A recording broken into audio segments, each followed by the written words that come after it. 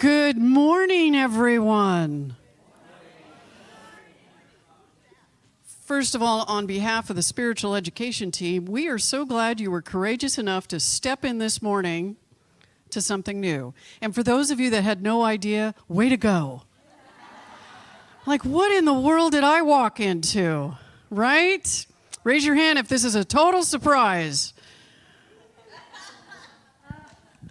We are really, really happy that you could join us. So this is part of our fourth Sunday experience, which is we said that we would create strategies for a more sustainable community. And that means not just stepping in, and for those of you that love to sit there on Sunday and just receive like nobody's business, this takes us a little further. And we're going to offer you at the end of today, if you want to go deeper, we're going to offer you something next. So expect this on the fourth Sunday of every month, which is either going to make my workload amazingly amazing or amazingly amazing big. Something like that. So if you're in the back of the room, please come forward. There's chairs everywhere. So we want to make sure that we evenly distribute folks. Don't be scared. So I'm going to open up today with a little bit of centering, and then we're going to do something.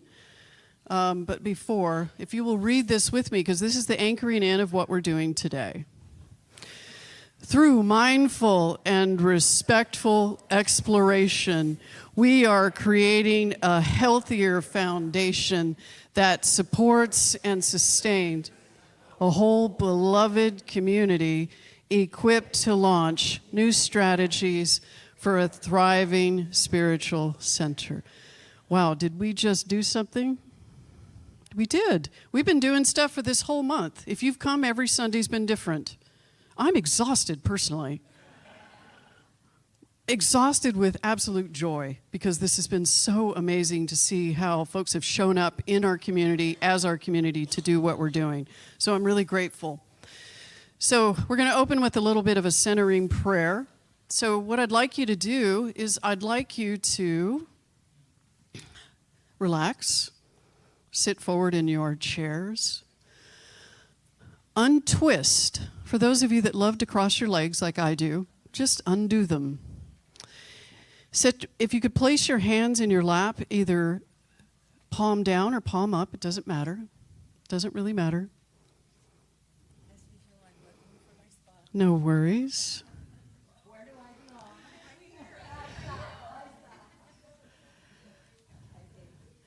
And I want you to pick a word. Let's let her get settled for just a moment. I want you to pick a word. Now, how we do that isn't really that important, but I imagine there's a word that gives you peace. So for a month now, I've been using the word still. Just still. No other word. Still. So you can pick love, connection. You could pick daughter, son, brother, sister, love. But pick a word that when you think of that word, or that you hold that word, that there is just an exhale.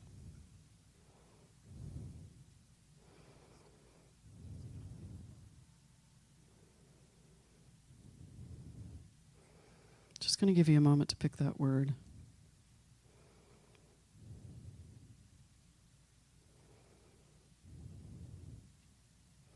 And allow that word, feel it.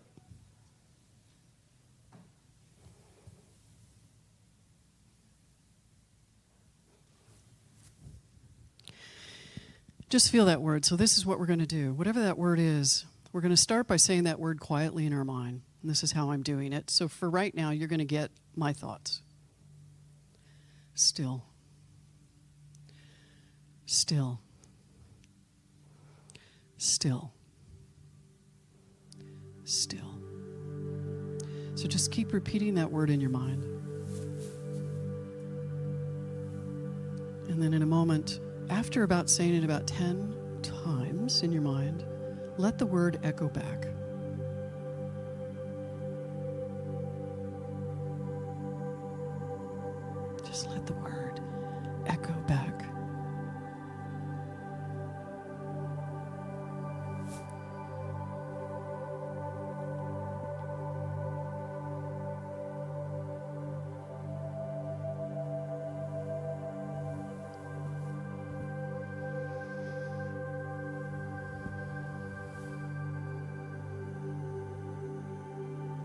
Still. Still. And when your mind wanders, speak the word again. Let that word be that anchor that brings you back to presence. Still. Still. And then let it echo back to you.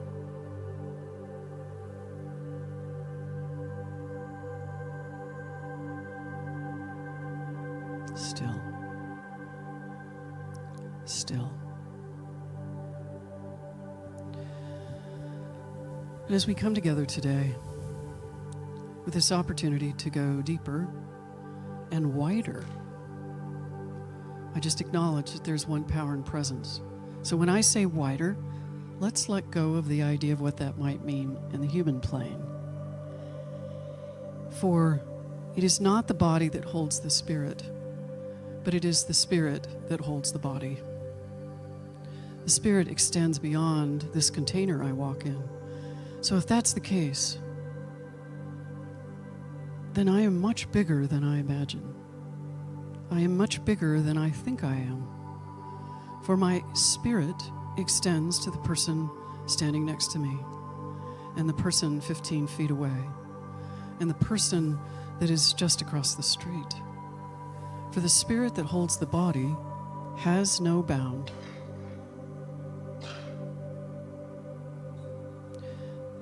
I am one with all that is, as I know each person in this room is. So we just anchor in this space right here and right now and allow this journey of the next hour and 15 minutes to be open. When we find ourselves judging ourselves, I say, still. Use that word when I find myself judging another, still. And I just allow this experience today to be one of, again, deep connection, expansion, not the expansion of self, but the understanding of expansion of self. For it's there whether I know it or not. So I just know this for myself and each person in this room, and allow this day to be both, or maybe all, fun, adventurous, disturbing, comforting, and all the things that make us human. And I bless our facilitators who have gratefully said yes to supporting each care group today, and our practitioners who've said yes if there is prayer needed in the space, that they're here and present. That demonstration of eventually what we'll do as we come together in a community, honoring and holding spiritual practice as the tools that we use to operate in our highest and best on the planet and in the universe. So I just release this prayer with a little giggle, just a little giggle, still. And so it is. Amen. Okay, so open your eyes. So we're going to do something here in just a moment, but I want to say a few announcements. So just pay attention for just a few moments as I do these announcements. One, if you happen to park behind someone, at some point, they're going to need to get out, right? So Dr. Chaos over here, that's what Lorraine called him. Is that what you called him? Dr. Chaos? You did. I will never forget that, Lorraine. You say things and I use them through the week, just to giggle. There's a card you would place on your windshield if you have parked behind someone. And if you haven't, just hold on. We're going to give you another opportunity to do so, okay? But not right now, all right? That's the first thing. The second thing is July 7th, we've got Appreciation and Genius being presented by Janice and Tori and Sylvia and Jackie Williams-Pearson. So your leadership is presenting you how, like, these commitments to living. It's a book on leadership, but understandably, if you engage with anyone, you're a leader. Is there anyone in the room that doesn't engage with anyone? Okay, then that means all of you. The second thing is Living for the Four Agreements. How many have heard the Four Agreements book? So there's a discussion group the first Wednesday of July. Please join them. Rev Veronica does that one. And then we have Soul Sisters the first Saturday of each month, which is not this Saturday, but the following Saturday. Next Sunday is a sound bath. Oh my goodness, if you're exhausted by today, please join us next Sunday. And we promise one thing, you won't be exhausted. But the deal about this is Rose Maria Segura is an amazing sound bath and healer. She's been doing this practice for some time. And she's going to lead us in a combination of easy-to-follow guided meditation instructions, gentle therapeutic restorative sounds using crystal and Himalayan singing bowls. So the intention is to take all of the activity that you've been engaged this entire month, disturbed, comforted, excited, agitated, and next Sunday we're going to settle it all down. If you're interested, please sign up, if you haven't already, in the back of the room at the welcome table. And that is it on that. So now we're going to get into what we do here today. We're going to introduce you to the care model. The care model is something that we started doing, practitioners, leadership, 2 years ago.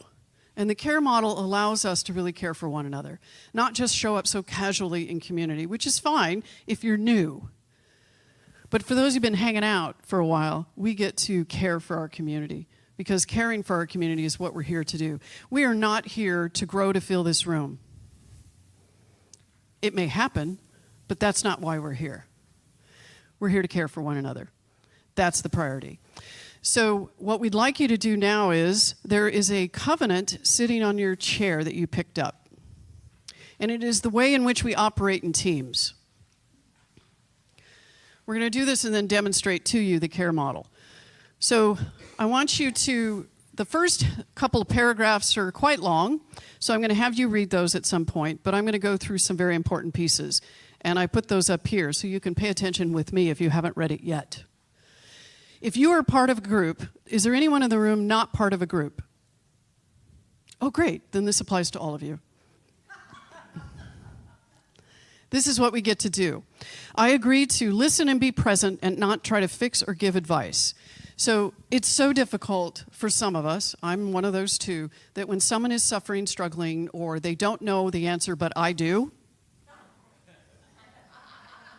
that I want to fix it or give them advice about what I did to do it. That's not what this is about, okay? Stay in your own lane. That's how that works. So do not fix or give advice. This is about your journey. For those of you that say, oh, I wish my sister would come. She could get so much out of this. That's not what we're here. We're not here for your sister. We're here for you. That's what we're doing today. So really focus on you. The second thing is, I agree to bring my best love and attention to whatever or whomever is before me. What would it be like to listen with all of me to what someone is saying?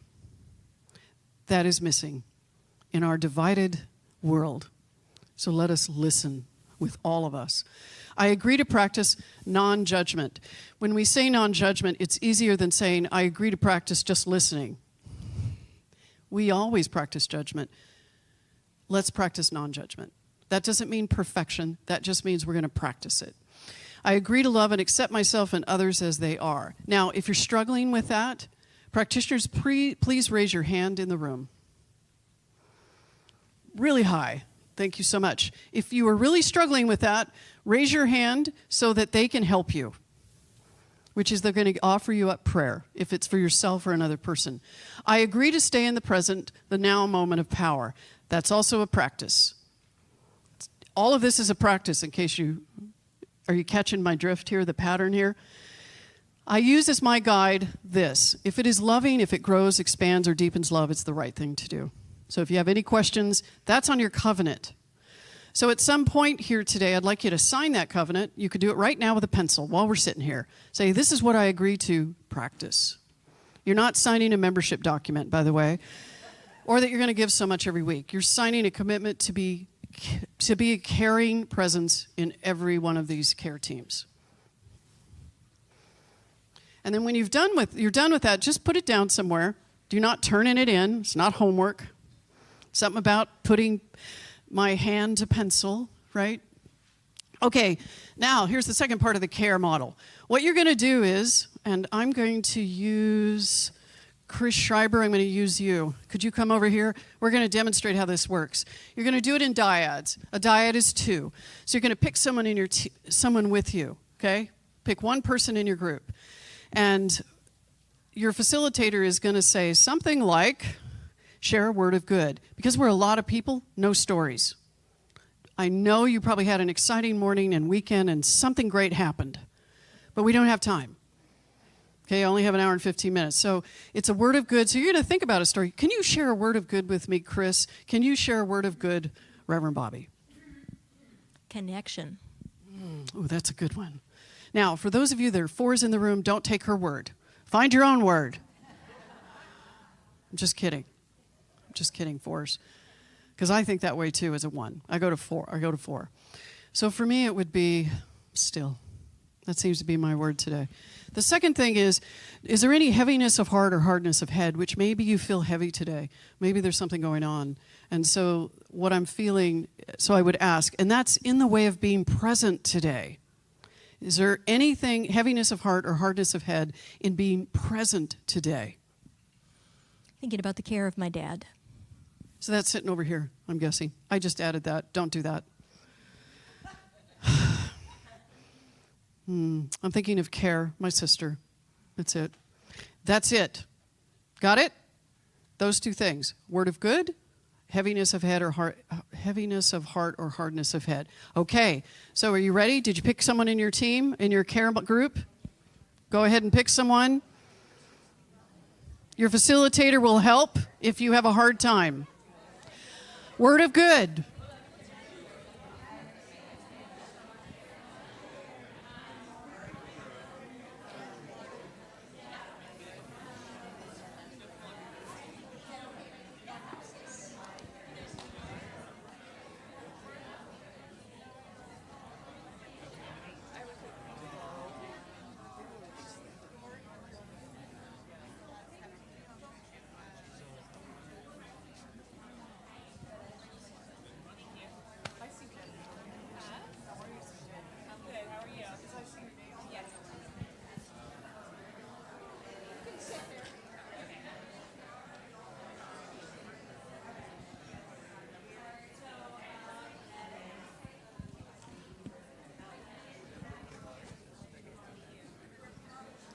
Okay, you should be done, right?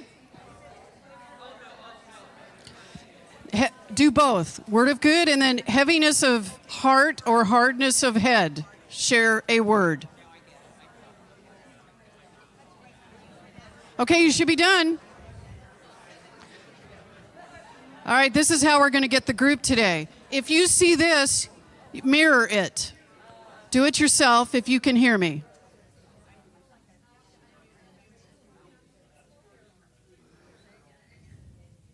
This is what we do with the teens. Okay? Now, you're hearing me echo over here. Don't worry about it. We're getting all that done. Thank you. Thank you very much. Okay. So, is there any prayer that's needed in the group?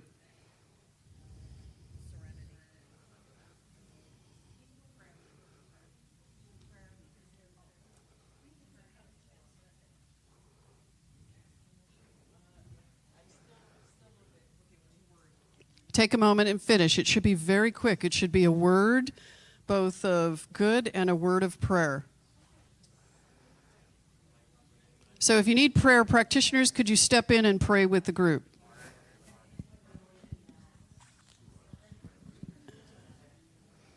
Now, here's what's great about treatment. We don't hold the story. We just hold the word.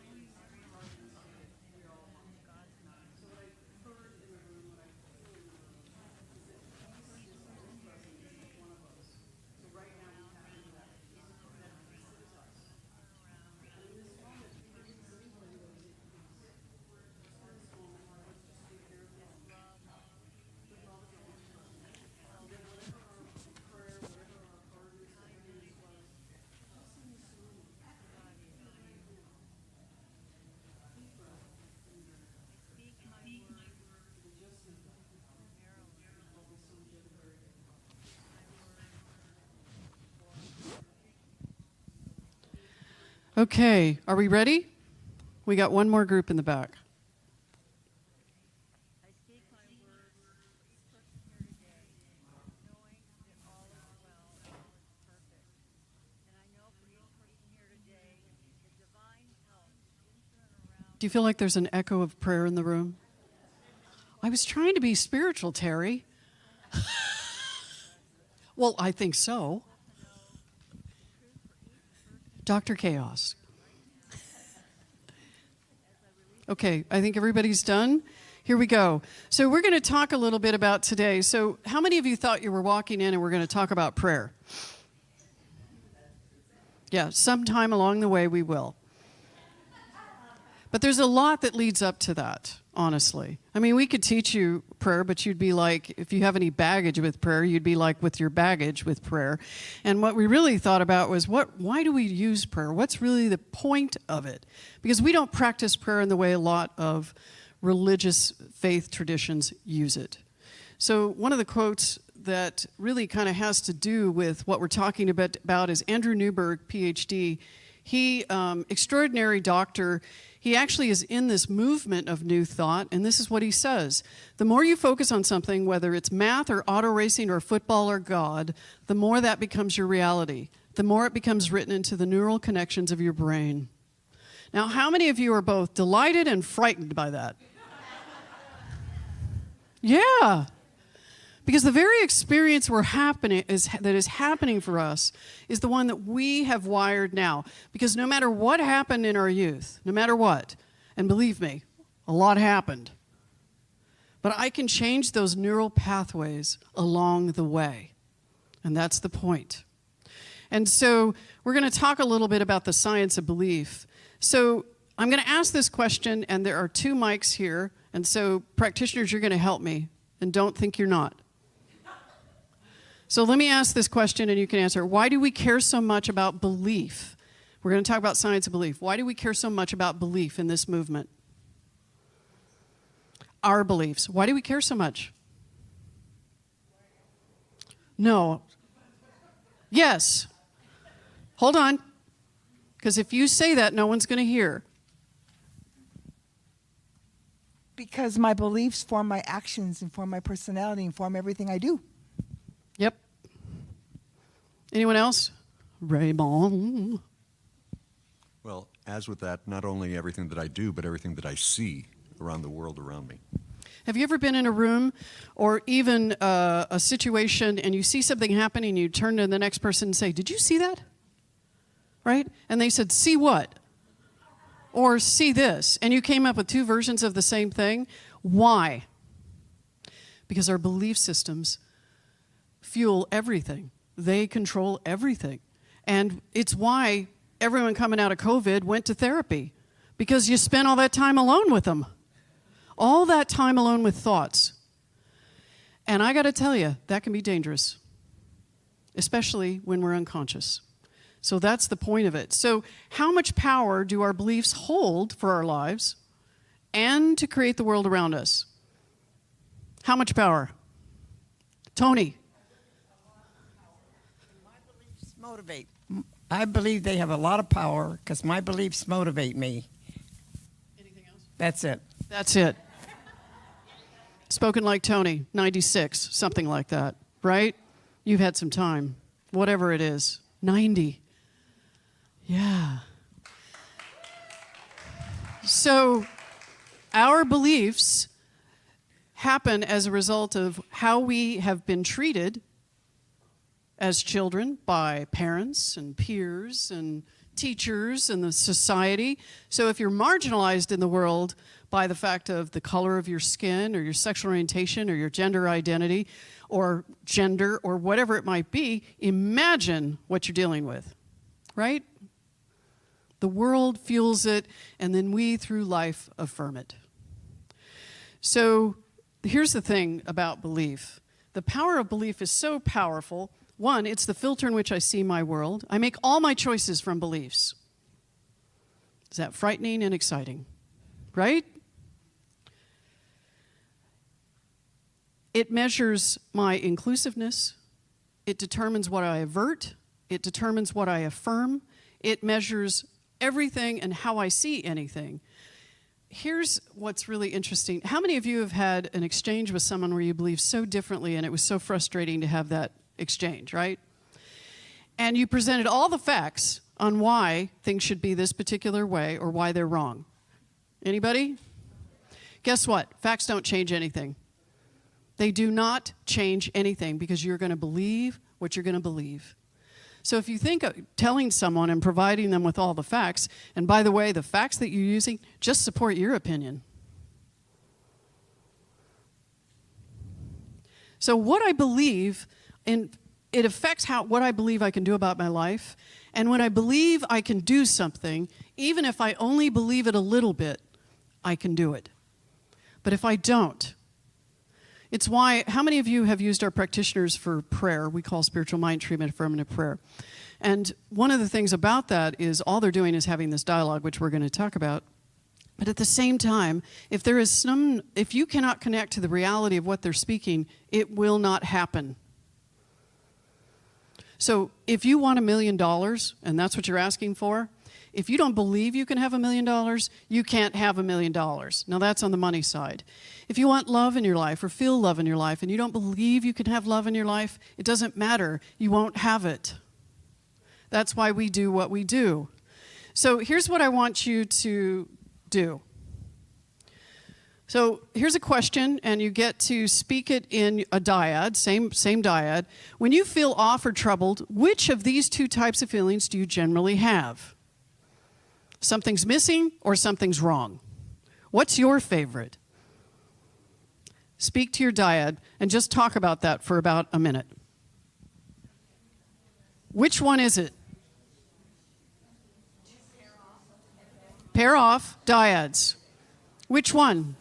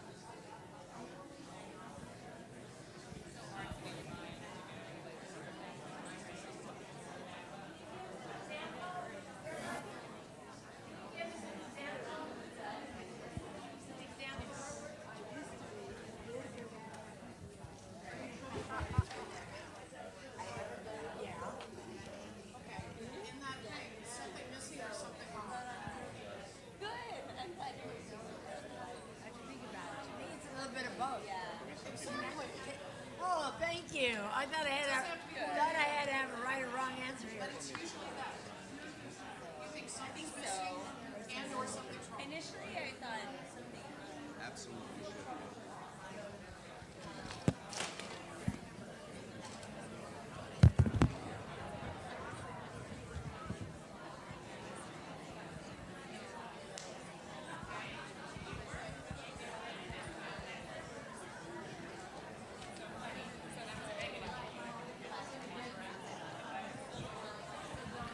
Okay, let's come back to the room.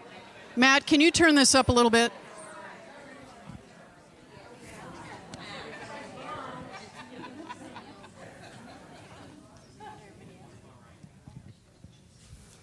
This is called the herd effect. You see somebody go, oh, wait, I'm supposed to do this, right? Oh, wait, right? See how that works? We are such pack animals. So I'm going to ask the question, and I'll ask one of the or someone in the room, is it one or the other, is it both, but is that generally, when something's going, is that generally what's going on? When something's up? Maybe? No? So give me an example of something that doesn't fit. What am I going to come up with? I know. Yes. All right. So the reason about that is something's missing. If this or this happens, I will be okay. Like if you would change your mind, I'll be okay. Right? If it was cooler in the room, I'd be okay. Something's wrong. I have a family situation. Something's wrong. And if it wasn't wrong, I'd be okay. Like if this person was doing what they should be doing, I'd be okay. Something's wrong. My group had completely different opinions in each dyad. And for some dyads, they decided that something was wrong. And for some dyads, they thought something was missing and wrong. And for some dyads, they thought something was missing. So the point is that whatever it is, there's a dialogue happening in my head that something's missing or something's wrong, period. And when, oh, here she comes. It's not the truth. So that means something's wrong. No. Whatever we think is wrong is not the truth. So if it was different, it'd be okay, which is something's wrong. So if something's not the truth, according to who? So your truth and my truth are different, right? So who's wrong? But if I think my version is true, that means the other person's wrong. In your mind. What does it mean? You said it's not my truth. Right. But is my truth the truth? No. When we're troubled by an experience, including my truth is different than your truth, there's only one bigger truth. In fact, I can only know what my own experience is. I would even say truth isn't even a word we can use because there's no such thing. It's just what you believe. Does that make sense? It's not about one person is right, one person's wrong. This is my truth. And you got to be somewhat cautious of the fact when you say, well, this is just how I feel.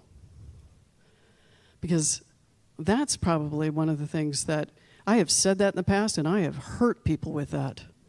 Because just because it's how I feel makes it nothing but how I feel. But the dialogue in me wants to anchor into what I know is true. And all the time, what I think isn't necessarily true. It's just what I believe. That's it. And all we're doing in this movement is dissecting what we believe to see if there's gaps in our beliefs, which there are. There's no way there can't be.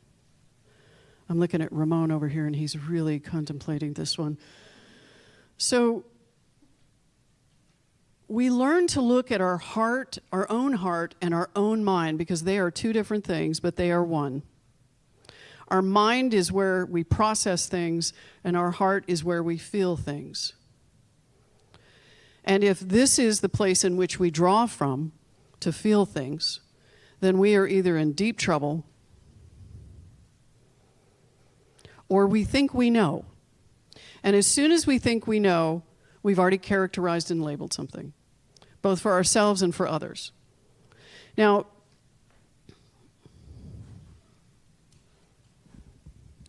let's try this. So when we see our minds, when we see only from our minds, we get hijacked with fear, often. Our fears and our wants, which also goes back to something missing, something wrong. Now, how many of you, let's just say, I'll even say this, I got up at I think midnight to let the dog out. She likes to go out at midnight right now. And in my mind, I'm thinking that's wrong. Because I've been asleep for 2-3 hours. But it's what she needs. So if I'm in a place of thinking that this is how it should be, she should go out at 8 or 9 o'clock. And the reason she won't go out at 8 or 9 o'clock is because the fireworks are frightening her. So I've decided that my belief that she should go out at 8 or 9 is really her idea, whether or not she should, because she's having her own experience as another animal, as another creature on the planet. So when I get stuck in, so think about it, when I get stuck in, well, she should go out at 8 o'clock, and I'm not, imagine this, well, she's not going to go out unless she goes out at 8 o'clock. Does anybody think that's right? It will be messy, but But we do that, right? We do that. If they're not going to do that, then they're not going to do that. And that gets us in trouble. We get hijacked by our beliefs. Can you see that? Did you get hijacked today? I know I did. More than once. I got hijacked, right? Can you hijack yourself? I just did. You mean take it back? Constantly. So I've really struggled with getting my physical fitness in place, and I am constantly hijacking myself around that. Constantly. Because I tend to look at, well, what I'm not doing versus everything else. Right? There's a whole list. Nobody did that to me. But the truth of it is, nobody does this to us. We do it anyway. So we're always hijacking ourselves. So we use 3 practices in this movement: spiritual mind treatment and affirmative prayer to address it. We use meditation and we use study. We're going to do a pre-course on affirmative prayer today. That's what we're going to do. So let's talk about belief. So what can the practice of affirmative prayer do is really a big question we're going to ask ourselves today. What can it do? So I'm going to ask this question really quick, and we're going to talk to this later. How many of you have tons of baggage with your history with prayer?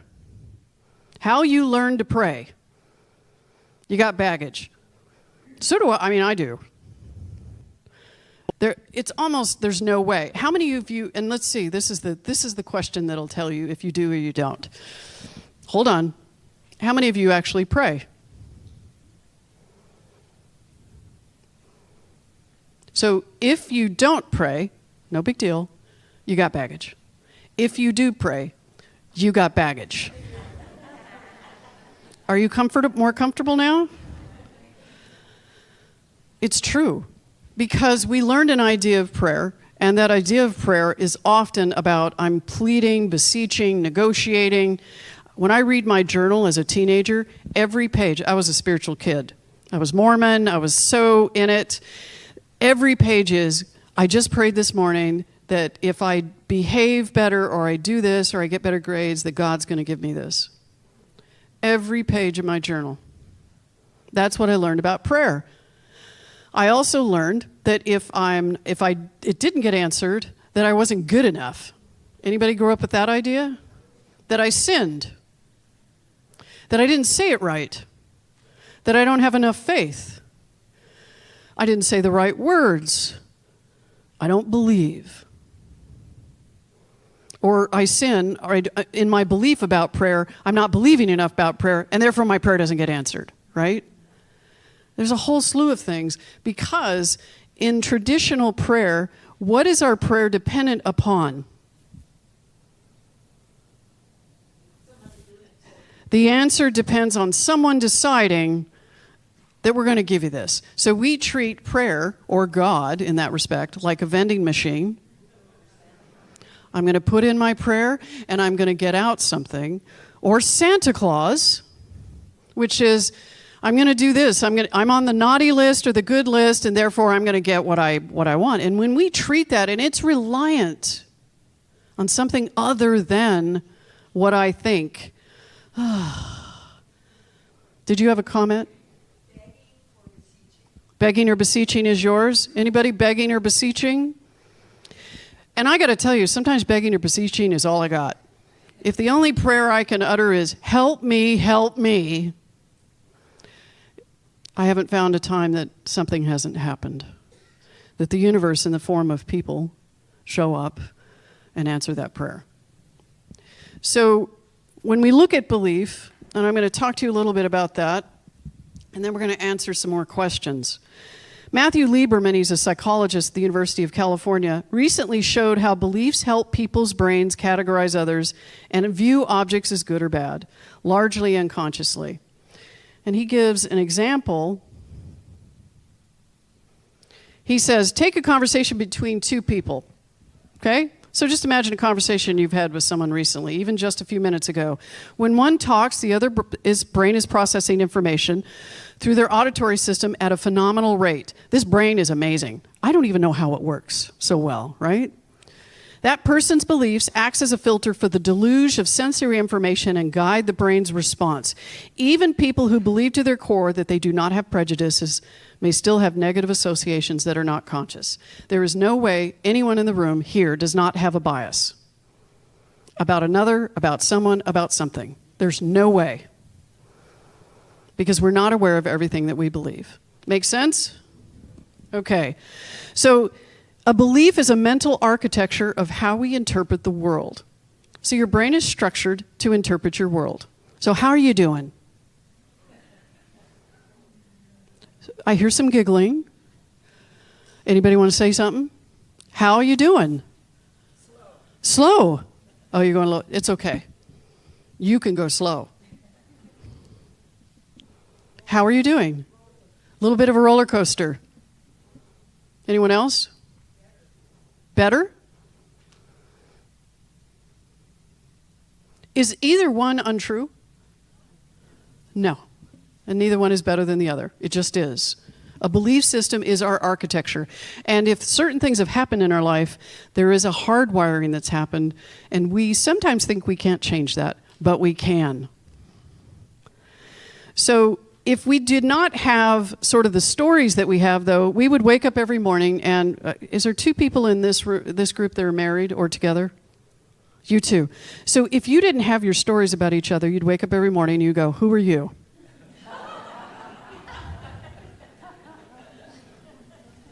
Right? You'd be bored for sure because you have a story about her, right? Oh, absolutely. It's important that we have stories that we tell ourselves and we build our life from. The stories we tell ourselves and each other, also coming from coaches, parents, teachers, and us, they matter. It may be a story about a pill, a story about compression socks. Told myself this one the other day. A story about all the hard work we've completed, or a story about our innate potential. If we do not have a story about our innate potential, guess what? We don't have it. Whatever the case may be, when we have positive stories, it affects our life. When we have negative stories, it affects our life. So here's what I want you to do. I want you to go back to your dyad and do this. Let's see.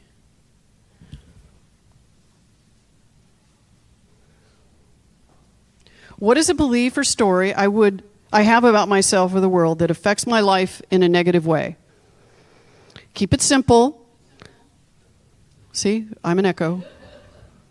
Keep it simple. Ooh. Matt, am I lost? Did I lose it?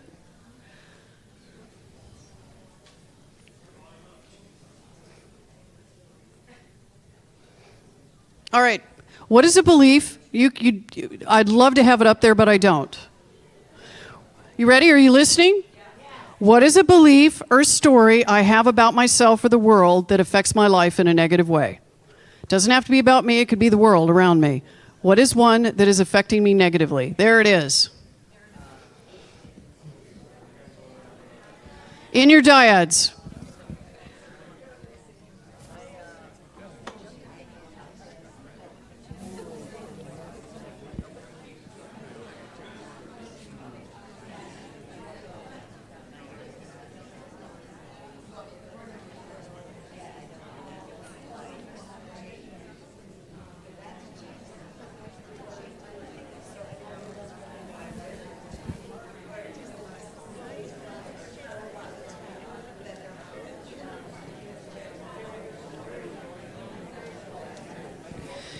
Keep your story short.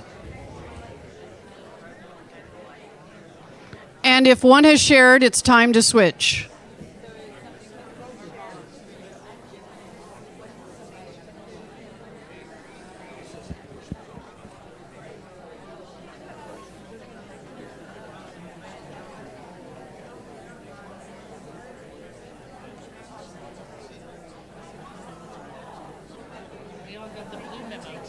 Yes.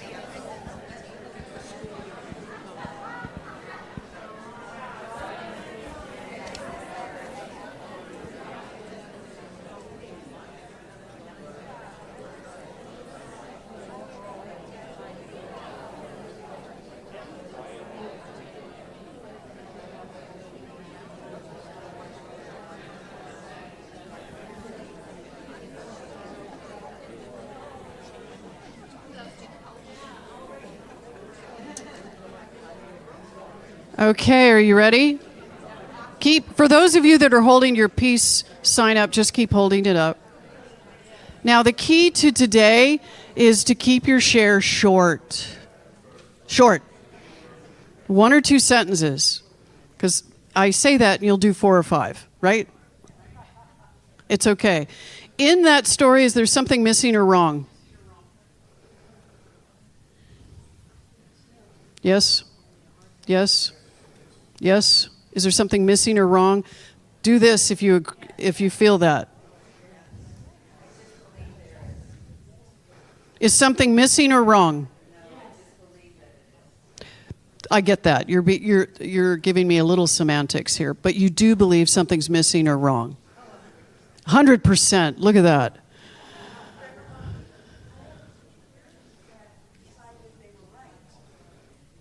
You're right? You're right about a belief?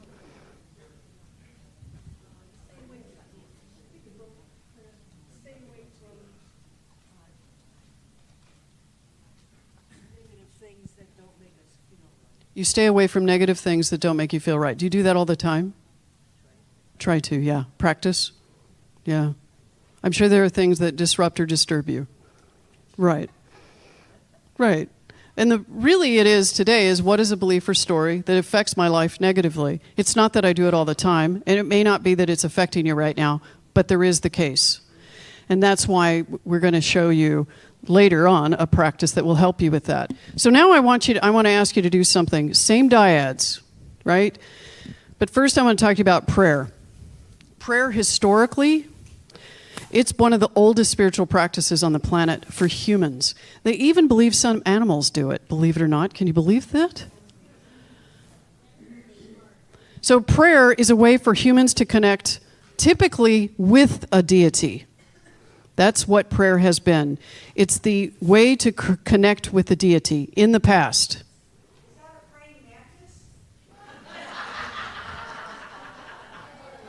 I can't tell you that. It's usually associated with a religion or a practice, or a religion or a religious practice. And it takes varying forms in our world. It just has. But it is one of the oldest practices. Here's examples of prayers: benedictions, litanies, ceremonial ritualistic prayers, repetition, chant, formula prayers, the repetition of the name of Jesus in Eastern Orthodox Haitianism, a monastic movement, a repetition of a name, hymns, doxologies, which is statements of praise or glory. When I was asking you earlier to pick a word and to repeat it, guess what you were doing? That's a form of prayer. So there's really no formula, right? And in our faith, what's interesting is we have been characterized as not a religion, but a philosophy. We are not a religion. We do not qualify. And we don't qualify because we don't have a dogma. And that's the simple explanation. But in some ways we are. But I would say it's very surface on that. But prayer is one of the most ancient expressions. So we're going to talk about you. So in your dyads, I want you to ask yourself this. Oops. What is the history of my belief of prayer? Now, there's some of you in the room that are going to talk forever. Right? We don't have that time today, but we will if you want to take a class we're going to offer. So give a sentence or two about the history of your belief of prayer. Can you do that with your dyad? Go.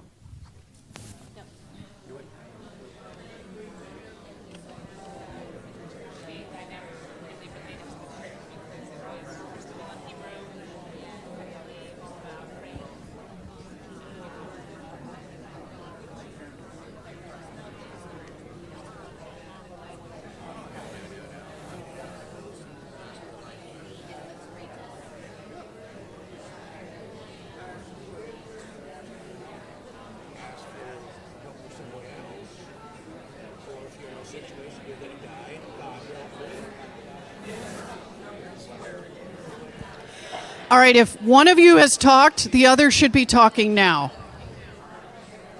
And when you're complete, just put 2 fingers up.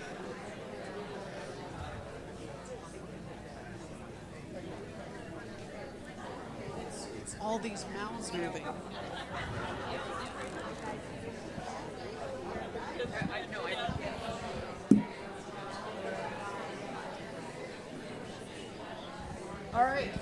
All right, here's the next question. You ready?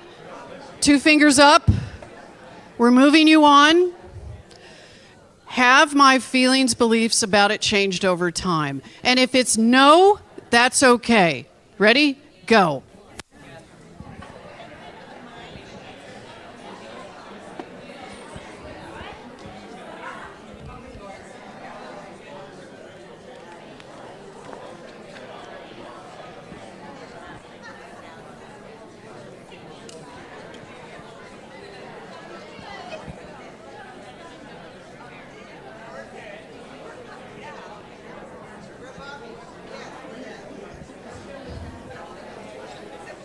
All right, if you're done, you should be done, which is yes, they have, and here's how, or something like that.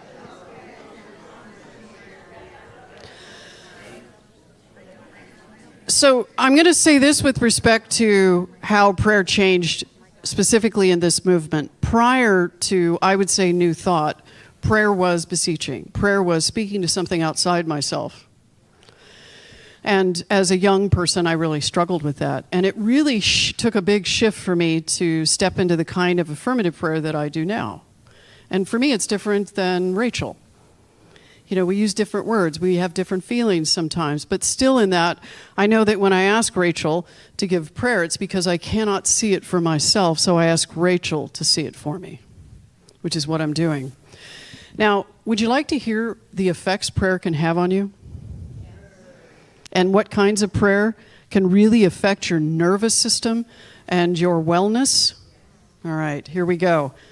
In 2004, a study on the religious coping methods in the Journal of Health Psychology found that people who approach God as a partner or collaborator in their life had better mental and physical health outcomes. As opposed to if you relinquish responsibility and defer to God for solutions, they had worse outcomes in their life. Can you believe that we measure that stuff? Now, what's really interesting is Andrew Newberg measures how spiritual practice affects our well-being. I showed you this earlier. And the point about Andrew is the fact is whatever we focus on, but let's talk about when I pray to something and I do not have faith in that thing loves me, that thing has my highest and best. I imagine that might feel closer to a parent or a teacher or some idea. But they often say that if our belief about God is that God is judging and vicious and childlike and immature and a host of things, it's because that's how we grew up. And we mirror our idea of God. Now, in this movement, what we think of God is that God is everything. Now, you can believe differently. We actually don't care. How you believe, what you believe is entirely up to you. It's not part of being part of this community. What we do teach, though, is that there are spiritual practices in this movement that we teach that can have a huge effect on what you believe about yourself and others. In 2005, a study of Journal of Behavioral Medicine comparing secular and spiritual forms of meditation, I find this interesting, is that spiritual meditation is more calming, and there's a reason. In secular meditation, you focus something on your breath. Now, this is this study's opinion, so we can say it's truth to them, something to look at, right? In spiritual meditation, you focus on a spiritual word or text. Participants were divided into groups. Some were taught to meditate using words of self-affirmation. I am love, right? And others taught to meditate, how to meditate with words that described a higher power. God is love. They then meditated for 20 minutes a day for 4 weeks. They found that those that practiced the spiritual meditation showed greater decreases in anxiety and stress and more positive mood. They also tolerated pain almost twice as long. So you're wondering, well, how did they measure that? Did they poke them?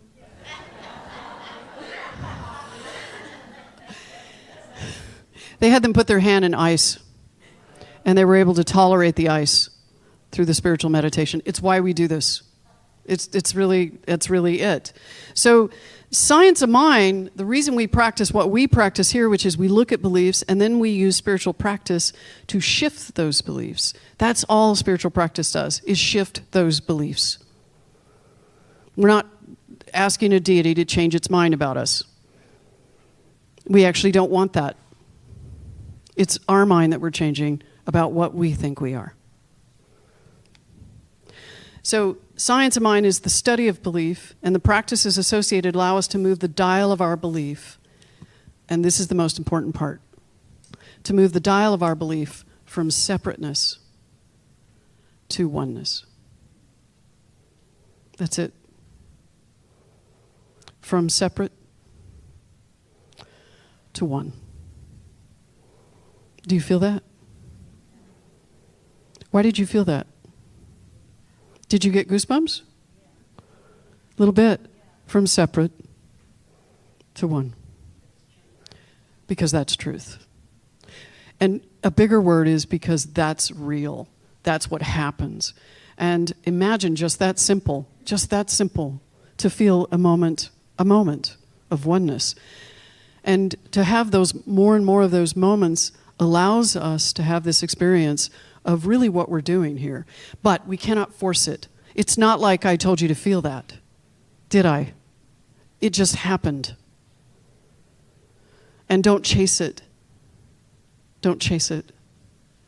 So, prayer is intentional dialogue. And when we do affirmative prayer, what we're doing is we're working with our own minds. This is what we're doing as practitioners, ministers. We're working with our own minds through a dialogue, a monologue, by adjusting our current reality or rationale to be more authentic with who we really are. When I'm treating for something, that's what we call it. It's a word that's been going on for years. I'd like to change the word, but I won't go that far. I don't want to get kicked out of another faith. Not yet. Not yet. When I'm doing an affirmative prayer, I'm dialoguing within myself. If you've asked me to do it, I'm dialoguing within myself the truth of you. So I'm not going to go way out on a limb of sorts that gets so detailed, because if that's not reality. If you ask me to hold love for you, for peace for you, or whatever it is that's going on for you, I want to feel more peace. Well, here's what I do. I'm going to dialogue within myself that peace is you. And that is true. I don't have to stretch way over here to say that you aren't peace. I can know that right now. And that's what's so great about it. And my dialogue grows and builds as I practice it more. And so when you hear, how many of you hear practitioners get up and say these prayers, you go, how in the world did they come up with that, right? It's just practice. And it doesn't have to be like that. It could be as short as, God is, I am. God is, I am. It could be that short. It doesn't really matter. It doesn't matter what the words are. It matters what you feel. So as in dialogue, the more we come back to what Andrew says, which is when I'm in prayer, I'm focusing on something. Not necessarily math, though sometimes. Never auto racing. Sometimes football, basketball, sometimes God. But the point of the matter is, whatever I'm doing when I'm giving him affirmative prayer, I'm setting an intentional moment to focus on something and to dialogue in that focus. So, an inner dialogue. So, how many of you ruminate? No. How many of you make lists in your head? About yourself and others? About what you did or didn't do? Right? How many of you have an inner speech that is sometimes good and not good? And I just want to ask this question. What if we could plug a cable into you and see everything you're thinking up there right now? What? What? I have never gotten a reaction like that out of a question. But imagine that, right? What if everything I thought was out there? But can you imagine if I'm thinking about that, everything I've thought is out there, It is out there.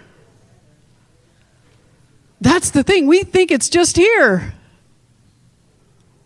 But energetically, we are pushing it into the world. And we may be the kindest person on the face. But inside, maybe not so much sometimes, right? Maybe. Not to ourselves. So your internal dialogue provides you, it's very good though, logic, reasoning. You pound yourself, you decide to change. You're like, I'm so tired of this. Anybody ever say that? I'm so tired of this.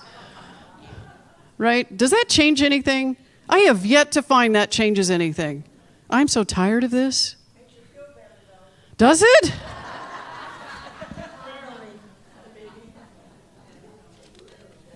There's something really important about internal dialogue.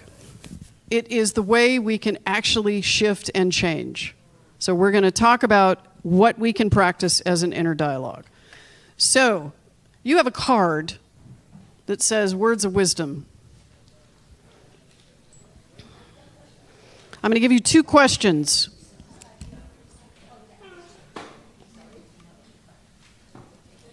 Well, I'm giving you 4, but I want you to do the first one. But I don't want you to write a sentence. Will you do that for me? For those of you that are journalists like me, don't write a sentence. I want you to list out words. What would a loving universe feel like and look like? Give me just words. Not one, words. Plural, words.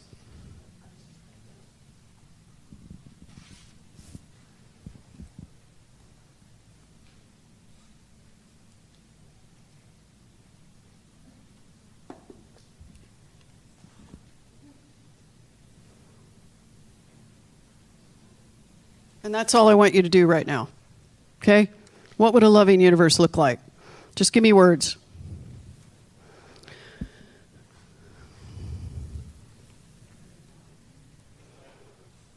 What would a loving universe look like? What would a loving universe look like? Can you do that? Okay. I don't want you to do the next one. No worries. That's okay. You're going to do that one later. In about 5 minutes. What would a loving universe look like? Give me some words of a loving universe. Just shout them out.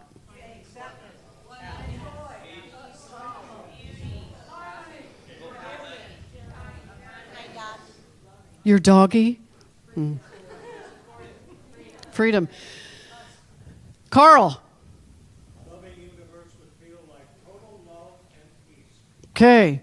So you just threw out words that speak to the dialogue that you would like it to be. How are we going to get all that if it stays there?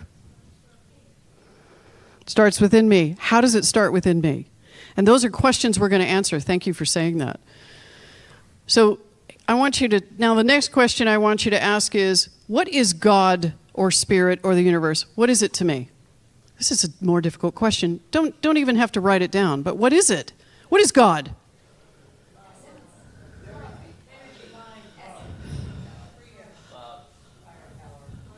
What was that? Higher power. Us. Love. Acceptance. Infinite what? Intelligence. Wisdom. So if I believe that the universe is that, does my life reflect that the universe is that? Sometimes. Don't be so hard. Sometimes. And by the way, that's human. That's okay. So the next one is, let's talk about the past. When I used prayer, who am I talking to? God?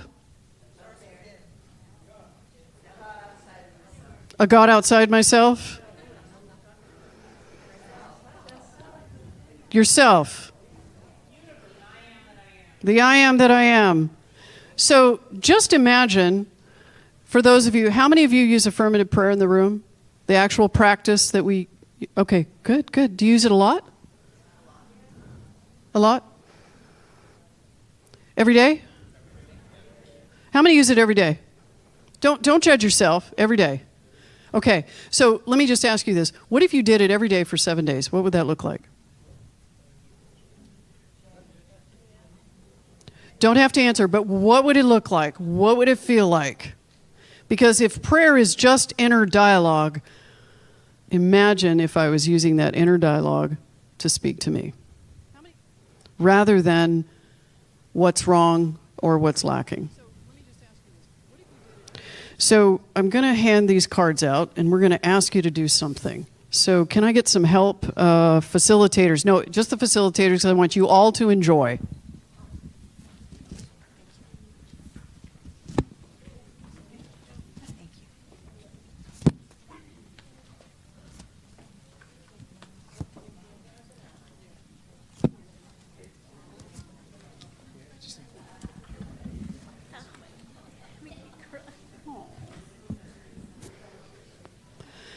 Now, I know that some of you walked in today and you went, what did I just walk into, right?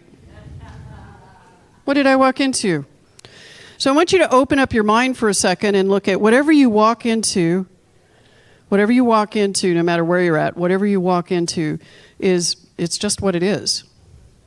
But how I see what I'm walking into is really what we practice here. It's being conscious of what I'm walking into. So I'm going to ask this question and ask you if you're willing. If we give you a simple spiritual practice for 1 week, would you be willing to do it for 1 week? How many? Okay, so if I talk to you next week and I say, did you do it? Here's what you can say back to me. I did it once. I did it twice. I did it all week, or any of that. Would you be willing to do that? Would you be willing to be honest about it? Would you be willing to try? All right, that's all we want. So here's a card, and so we're going to have you work on this. This is what the card looks like, your practice. On the front, Ramon, would you read the front of the card because it's your favorite gal? From Louise Hay, you have been criticizing yourself for years, and it hasn't worked. Try approving of yourself and see what happens. Right? So Louise Hay was a practitioner in this movement. And what she taught was, if you don't like your life, look at the words you say about it. If you don't like how life is, look at the words you say about it. So we're going to start really simple. But I want everyone to try this. Would you be willing to do that? So this card you can put on your mirror, in your car, in your journal, tucked in, somewhere where you're going to see it every day, okay? Go for a walk, whatever it is. So you talked about this earlier. What would a loving universe feel like and look like? So how many of you walk in the morning? Whatever. Anytime. So here's what I'm going to do, right? If I walk, what would a loving universe look like? And this is what I want you to do. When you walk, you're going to say, well, the loving universe, what does it look like? Well, it looks like love, and it looks like peace, and it looks like care, and it looks like I matter. Do you get it? Okay. Next question. What do I want to believe about myself today? Folks, what do I want to believe about myself today? I am enough. Thank you. Sexy.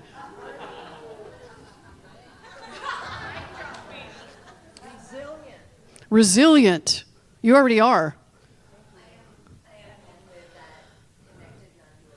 Thank you. I'm one with it all.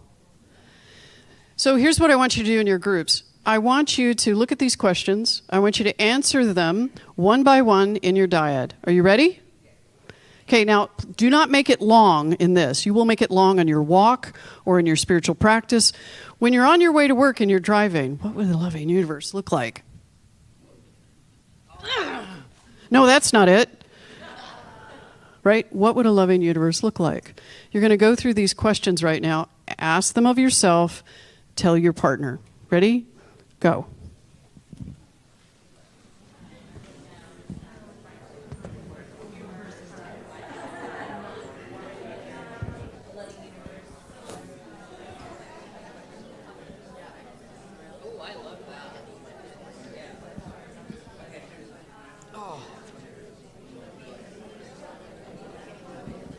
Good.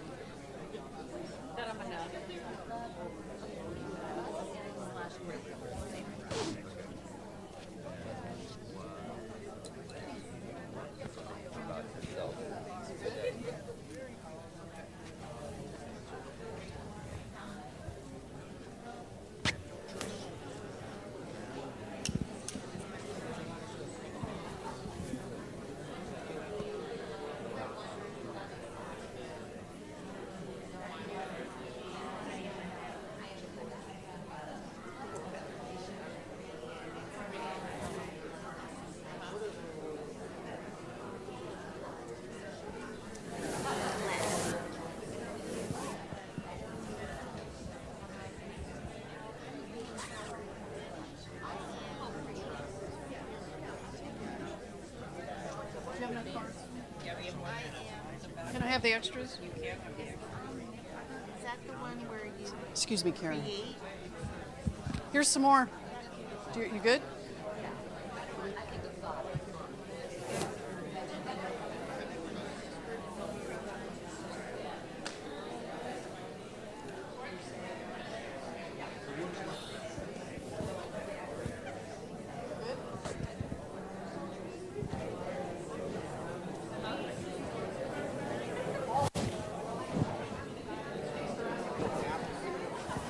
All right. Make sure you get through the questions. Keep it short. You're going to get to play with this all week.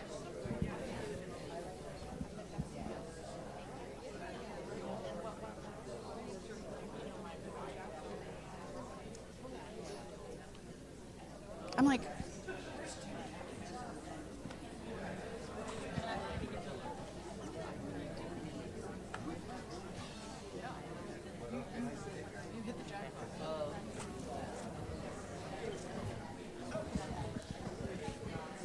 okay, if you haven't switched, switch.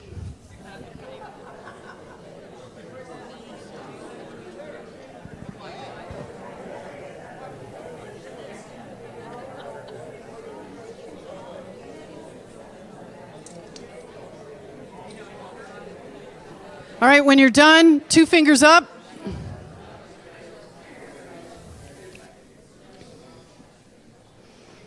Okay, so let me look around the room, and I just want to see each group. Does this seem easy for the week? Is it doable? Is it doable? Simple? Thank you. Bertha, I always know you're going to keep me right in line. Doable? How about back here? Hi, Lori. Group in the back? You good? How about this group? Beautiful. And then we have this group. Okay. So we did not do a traditional affirmative prayer in the sense of what we do. For those of you who've seen practitioners do it, we didn't do that today, did we? We haven't even gotten there. But we did talk about why we do it. Do you have a sense of why we do it this way? We are not speaking outside of ourselves. We are not dialoguing, although sometimes I do. If you come to me in prayer, I'm still doing this inner dialogue in me about you, all about you. But it's all about what I think of you. For any narcissist, you would think that would be fabulous, right? It's not about me, it's what I think of you. But the thing about it is we are going to be more intentional this week with our dialogue, at least once a day. Now, the opening centering prayer, it's called a centering prayer, which is you picked a word. What word did you pick? Can you do that? Can you sit 5 minutes and just... So here's what I've been doing. So I've been practicing this one for a month. It's been really interesting. How many of you wake up at 3 a.m.? Yeah, I know who you are. All right, here's what you do. Are you ready? 3 a.m., you're sitting there and you're like, whatever, worried, ruminating, making lists, right? Has it helped? Does it help? Not even a little bit. So guess what? 3 a.m. Still. Still. Still. And you will fall asleep, guaranteed, unless you go back to ruminating. during the day when you're charged up about something. Still. That's it. Do you want to try it this week? Okay, so you do your card and you do your word, which is a centering prayer. That's all you're going to do. Now, we have a class that's going to take you deeper into understanding and practicing this powerful spiritual practice of affirmative prayer. And Chris, do you want to talk about it? You and Juanita, I don't know who is. There she is. Here's my partner in crime. I'm Chris. This is Reverend Juanita. We are the co-leads of the spiritual education team. It's a brand new thing that we're doing here at PCCSL. And if you like what you got today, we're going to go farther with that over the next 4 weeks. On Tuesday, we're going to have an introductory session where we're going to tell you more about what we're doing in the education program. The education team is a team of you, people from the community that is listening and responding and going deeper into the practices of what we do here together. And then we're going to have after Tuesday, so come Tuesday and learn more. Come Tuesday and learn more. Come Tuesday and learn more. Come Tuesday, you're going to learn more. You're going to come at 6 o'clock. This Tuesday. In person. Come this Tuesday. And then, after that, Reverend Juanita, you want? I was just going to say that because I'm a person that loves quotes. Oops. Is it open? I mean, can you hear me now? Yeah, I can hear We me. got you. Okay. Ernest Holmes, I love quotes, and Ernest Holmes says, we can get ourselves all confused about words and thoughts and ideas rather than keeping it simple where it's usable. And that's what we'll be focusing on for this whole series, is how I see it, is how to use words that mean something to you and come from a feeling place. So I'm looking forward to that. Thank you. Can you tell? Can you tell how deep it's going to be? We're going to have, after Tuesday, we're going to have 3 sessions that are focused on specific topics. We'll talk more about that on Tuesday. But all of it is about setting the table for the affirmative prayer that we do. We do a 5-step prayer. That's the easiest part. It's all the stuff that's going on in here, all the things that I'm carrying around with my beliefs. That's what we're going to explore in the 3 sessions. So come Tuesday and learn more with us. 2 hours. Class is 2 hours. So, somebody has a question. Hi, Sylvia. Yes, it'll be on Zoom for those that can't make it, and it'll be in person. Now, it's tough to do both, but we're going to do it. So, for those of you on Zoom, be patient with us. We're trying to figure this out, this hybrid approach. There are people on Zoom right now having an experience that couldn't be here. Okay, and that's what you have. Thank you, Jesse and Carlos over here. And we have folks, thank you for being with us today. Amazing, right? That we can do this. Yes, Tori.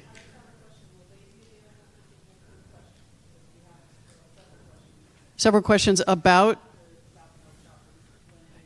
We're going to be back here. If you have questions about it, we'll be in the back. Now, this is what we do on Sunday, but we support this community through ways that allow us to continue to grow and learn. It pays for the building, it pays for your minister, it pays for this delightful air conditioning that almost works today. It just does a lot. So as we give today, so our ushers are going to move around the room and just, if you give that way, great. If you give online, that's great too. And if you're here for the first time, we just invite you to enjoy today. So anyone here for the first time today, we just thank you for being here and really thrilled that you could join us in this experience. So thank you for doing that. And for those of you that walked in completely surprised, we're so glad you stayed. Taking courage, being who you are. The last thing we're going to ask you to do is there's an evaluation that is sitting, or that was on your chair. If you would take a couple minutes to do that. The questions are simple. It should take you a few minutes to fill out. We'd love to hear what you have to say that would make your experience even better. Thank you for doing that, Debbie Ann. Before you do it, would you say this with me? Because this is our affirmative sort of prayer that we say at the end of our gathering together whenever we do. So you ready? We rise together as love for ourselves and our community. We rise as acts of service generosity, and the expression of our unique talents. As a committed whole, we give this gift today.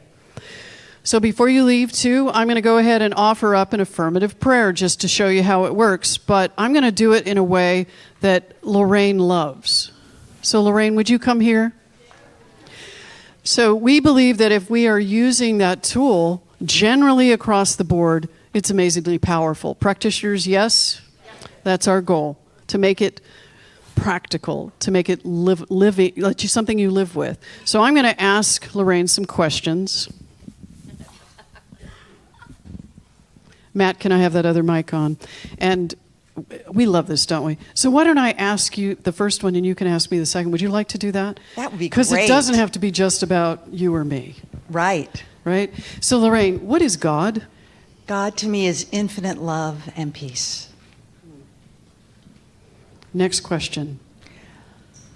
Can I ask you? Yeah. Bobbi, are you one with God? Are we one with God? I know that I'm one with all that is. Spirit, God, universe, whatever it might be, and I know that's true for each person in this room. What do you declare right now is true for you or I should say declare right now? I declare goodness, peace, love, connection, and belongingness. What do you declare, Bobbi? I declare that what's happened in this room has affected everyone, and that we take this out from this place and we affect the world that we live in. More kindness, more love, more peace. Whatever it is that we desire, we are it, we bring it with us. Are you grateful for all this? Oh my goodness, I'm so grateful to be here today. I'm so grateful for this class. I am so grateful that you stayed and you're in your chairs and you're participating. And I'm so grateful you're willing to go out and answer those questions for yourself. And I'm so grateful, oh my God, Bobbi! I'm so grateful for her brilliance in creating this for us. This is her own original questioning. This is her own original thought. I sure hope she writes a book from this workshop. Thank you, Bobbi. I'm so grateful. Thank you, God. I'm so grateful. Thank you. And I'm also grateful for our facilitators and our practitioners and every person and every word that has been spoken in this room. Would you like to release this prayer now? And why do we release it? Because we let it go. So release this prayer for us. Just like 3 a.m. in the morning, you let it go. We're going to let it go right now. I release this into the intelligence, into the law, into the divine law. And what do you say, Bobbi? Let's go. And so it is. And so it is.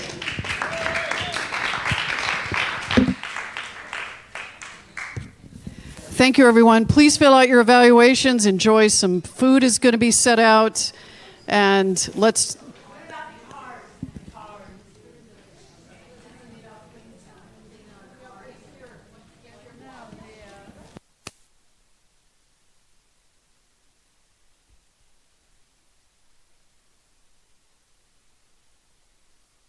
If you parked behind someone without a car...